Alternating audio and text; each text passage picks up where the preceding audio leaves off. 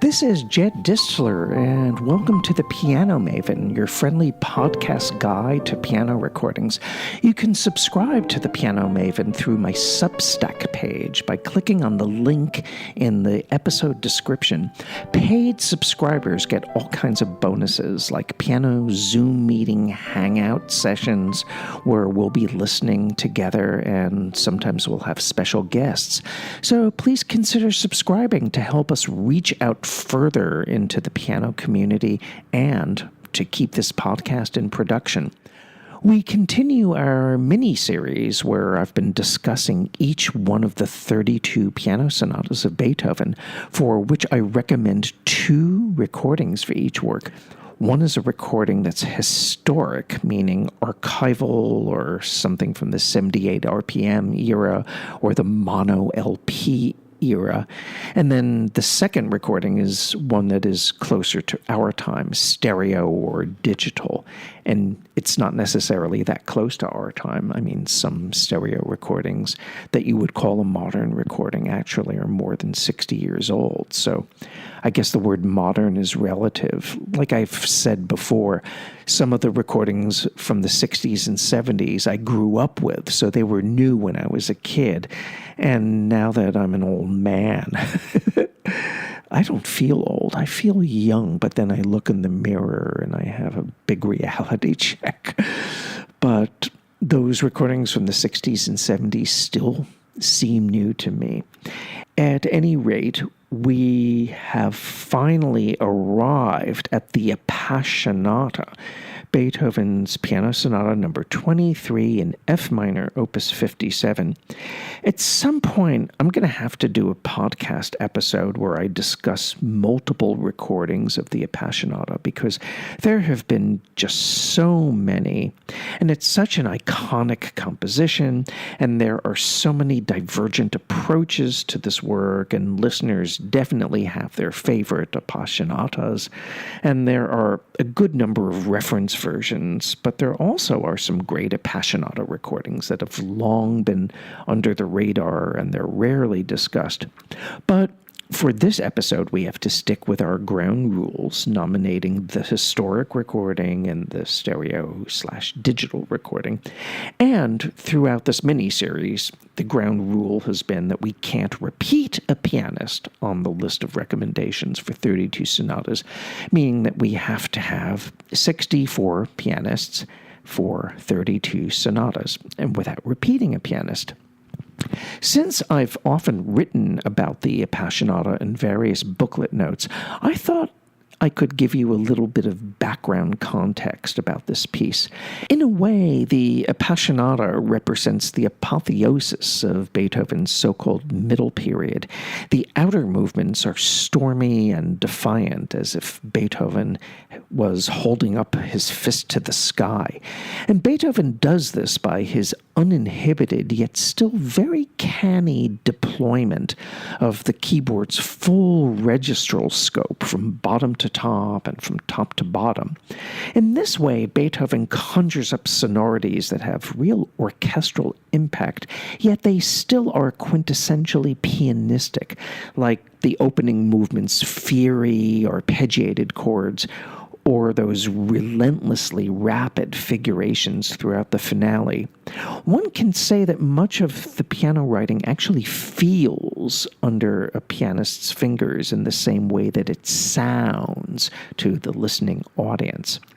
I would guess that much of the music's assurance and flow and tactile immediacy stems from Beethoven's fondness from improvising, and there's a wonderful reminiscence left by Beethoven's pupil Ferdinand Ries. He and his teacher would go on walks together, and Ries described one of these walks, and let me read you this quote from Ferdinand Ries now, because it's just wonderful. He wrote that During a similar walk, we went so far astray that we didn't get back to Döbling, where Beethoven lived, until nearly 8 o'clock. The entire way he had hummed, or sometimes howled to himself, up and down, without singing any definite notes. When I asked what this was, he replied, "A theme for the last allegro of the sonata has occurred to me," meaning the F minor sonata, the Appassionata. When we entered the room, he rushed to the piano without taking off his hat. I took a seat in the corner, and he soon forgot all about me. He stormed on for at least an hour with the new finale of this sonata, which is so beautiful. Finally, he got up, was surprised to see me still there, and said, "I cannot give you a lesson today. I still have work to do." I would have loved to have been a fly on the wall hearing Beethoven improvise, because he was considered, the Charlie Parker or the Art Tatum of his time in regard to improvising. But in spite of the improvisational impulse that seems to drive the Appassionata, especially in the outer movements, this sonata is actually one of Beethoven's most concentrated and terse musical structures. Its material derives entirely from motives spelled out in the first movement's 12 introductory measures. A simple, spread-out minor triad, a cadential trill, and an ominous four-note pattern with 3 repeated notes, not unlike the Fifth Symphony's renowned motto theme. See, the Fifth Symphony is ba-ba-ba-bum, and then the Appassionata's ba-ba-ba-bum, doom, ba-ba-doom, ba-ba-ba-bum. Please forgive my singing.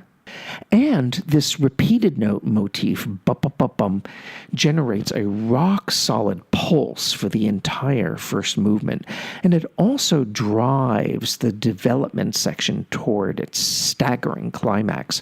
And just before the finale's coda, the motif reappears in a slightly longer and more insistent counterpart. However, the central movement's calm stands in marked contrast to the outer movement's turbulent sentiments. Beethoven follows his simple D-flat major theme with 3 meticulously crafted variations, followed by a slightly altered return to the theme with no repeats.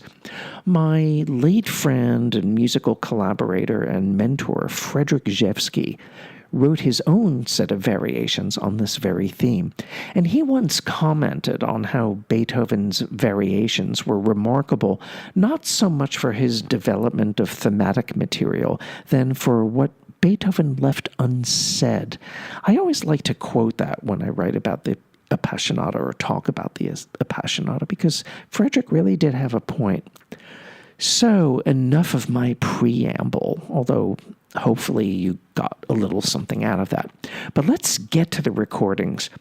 There were so many fine recordings of the Appassionata in the 78 RPM era that we were spoiled for choice in the 1920s, 30s, and 40s. But the one I'm going to choose is by a pianist, William Murdoch.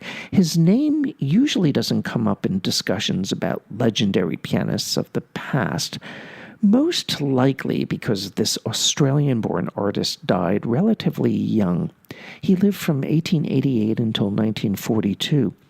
But he was a truly mindful virtuoso, and his Beethoven recordings reveal a powerful and sometimes explosive temperament that never crosses the line into bad taste or provincialism.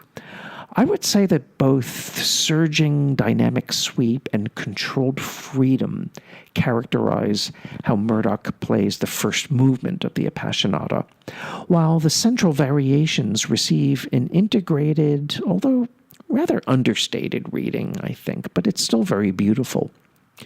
But then Murdoch begins the finale at a measured pace at which the tumultuous passage work can forge ahead without blurring or speeding out of control.